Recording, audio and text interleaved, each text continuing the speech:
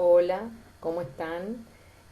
Vamos a darle continuidad a la tercera parte del taller de maltrato infantil y prevención del abuso sexual. Me pareció importante trabajar este taller en un solo video. Cuando nosotros pensamos el abuso sexual, pensamos una expresión que es utilizada con múltiples alcances de acuerdo al lugar en el que estamos, ¿sí? Pero que puntualmente tiene que ver con todo acto que pone en perjuicio la vida y libertad sexual de una persona. Nosotros, ¿sí? Lo pensamos en este momento y en este espacio en relación a los niños, niñas y adolescentes.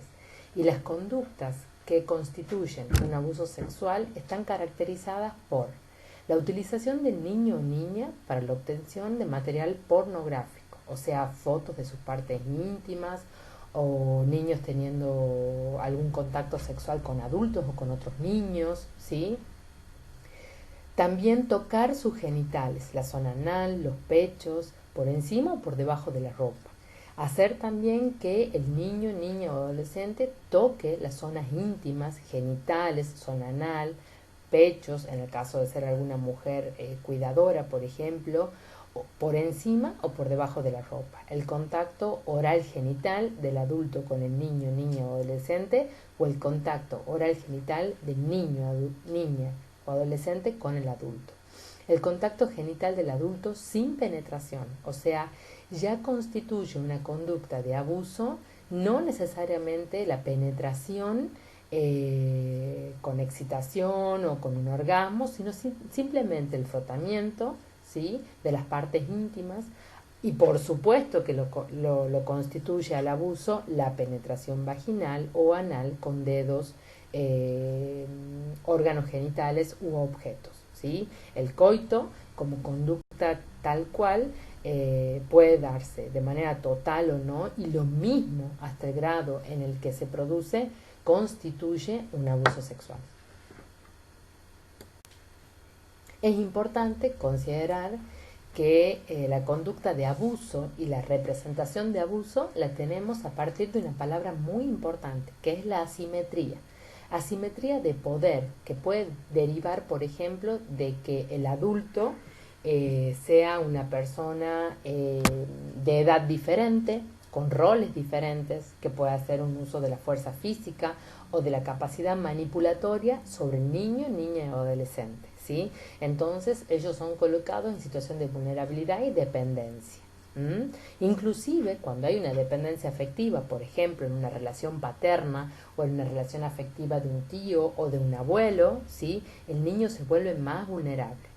Luego puede ser también una asimetría de conocimientos, cuando el abusador tiene conocimientos sobre la víctima y su sexualidad. Entonces, por ejemplo, cuando aparece aparece la posibilidad del chantaje, vos me mandaste una foto y entonces yo puedo hacer lo que quiera con eso, ¿sí?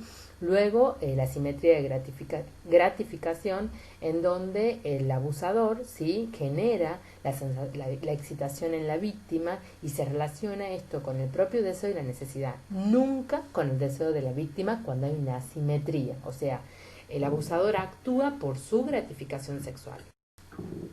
¿Cuáles son las modalidades frecuentes de abuso? El abuso sexual infantil intrafamiliar, cuando el abusador está en la familia de la víctima. El extrafamiliar, cuando pueden ser personas desconocidas o que pertenecen al entorno social de la víctima. La explotación sexual, cuando hay una explotación económica, ¿sí?, del sujeto sobre la víctima, y la utilización, por ejemplo, con fines pornográficos. En este caso está muy de moda el grooming, que es el acoso sexual a través de medios virtuales. Esta situación tiene un impacto en la vida de las personas, ¿sí?, y es importante considerar cuáles son los factores que la ponen en riesgo. Por ejemplo, la edad, la modalidad de abuso, el vínculo que tenga con esa persona, la periodicidad o cronicidad que tenga, ¿sí?, las reacciones del entorno familiar ante ciertos indicadores, o sea, si se toma, digamos, se toma como serio alguna denuncia o alguna conducta del niño, niña o adolescente sobre cierta persona, por ejemplo, no querer ir a visitar un tío, no querer permanecer solo con el abuelo. O sea, las reacciones del entorno familiar son muy importantes. Si se le toma, si se escucha y después, digamos, las conductas en el caso de que pueda salir a la luz el hecho, ¿no es cierto?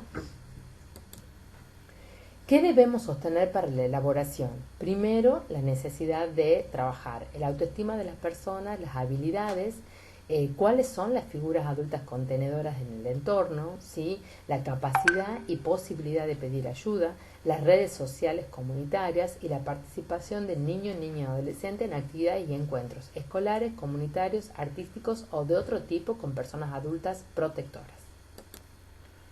Cuando nosotros pensamos indicadores de abuso sexual, el sistema de salud toma, por ejemplo, algunos que son específicos, como lesiones, sangrados anales, vaginales, cicatrices, inflamaciones, embarazos, los análisis en general, la posibilidad de la presencia de enfermedades de transmisión sexual y las evaluaciones que se hace para eso. Algunos indicadores inespecíficos son trastornos psicosomáticos, dolores abdominales frecuentes, dolores de cabeza, infecciones urinarias, flujo vaginal, enuresis secundaria, encopresis, trastornos de conducta alimenticia. En cuanto a salud mental, tenemos una reacción de estrés postraumático y la sobreadaptación, o sea, que es la que oscurece otras reacciones. El niño, niña o adolescente suele adaptarse a ciertas situaciones de abuso, ¿sí? Y pueden aparecer también conductas agresivas. Por ejemplo, cuando hay una situación de embarazo, algunos indicadores de posible abuso puede ser una niña, o adolescente embarazada menos de 15 años, que la consulta sea tardía, que haya rechazo al embarazo, que haya ataques de angustia, que haya ocultamiento, ambigüedad, contradicción con respecto a lo que siente, rechazo al bebé, dificultades para establecer vínculo y insistente pedido de darlo en adopción. Tanto el relato directo del niño, niña o adolescente sobre los abusos como el relato de los testigos directos debe activar todo mecanismo de protección inmediata, ¿sí? Ya que la gravedad de los daños y los impactos dependen del tipo de abuso, de la presencia de adultos con capacidad de escuchar y apoyar al niño, niña o adolescente, de las respuestas de los adultos, ¿sí? En ese entorno y de las reacciones del abusador.